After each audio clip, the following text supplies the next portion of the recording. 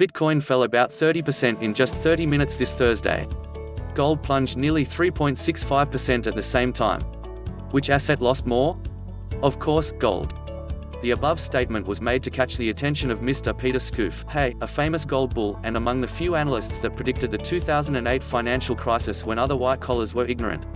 Mr. Schiff, who serves US-based Euro-Pacific Management as its chief executive, is also a staunch Bitcoin critic and hates it when millennials treat the cryptocurrency as a better version of gold. That explains why the yellow metal lover felt exhilarated after Bitcoin plunged more than it while competing for the best safe haven asset tag against the rising coronavirus pandemic.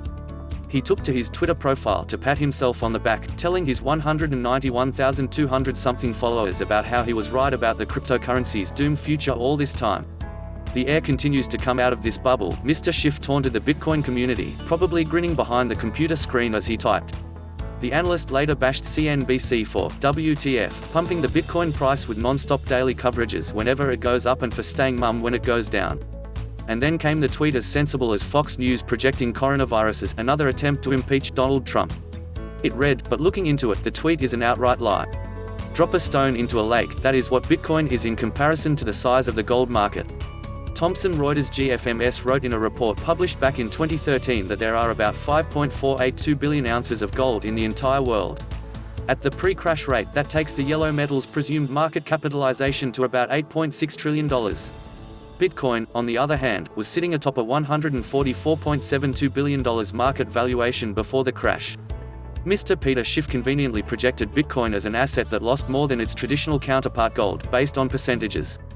In reality, the cryptocurrency's 25% plunge wiped about $36 billion off its market, but for gold, even a 2.5% loss trimmed the market cap by around $215 billion.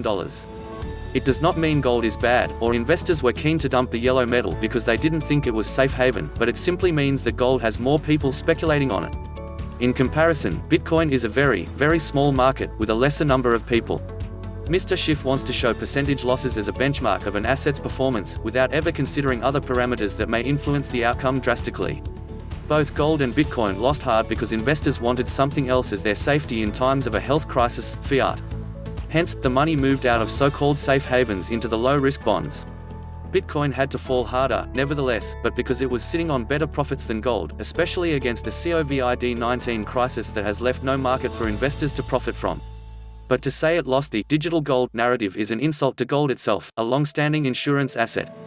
Peace to the wonderful future for both gold and Bitcoin bulls.